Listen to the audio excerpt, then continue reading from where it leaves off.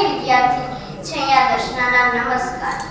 આ મારો સંવાદ છે.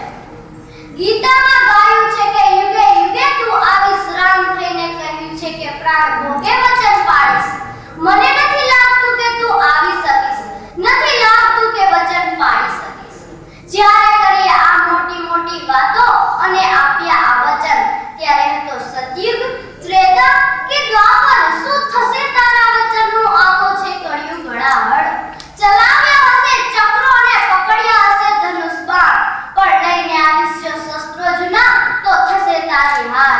અણયુગ અને જૈવિક યુગ, શસ્ત્રોના યુગમાં આમ ચપટા અને તીર કાંઠા ક્યાંથી આવે?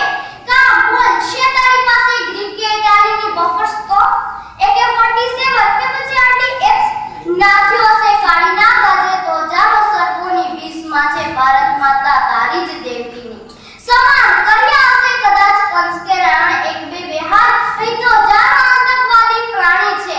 વિકરાળ અને માટે જ કહું છું, ભગવાન અવાય તો જાવજે ને, જો આવે તો તારી જ જાતને સંભાળ.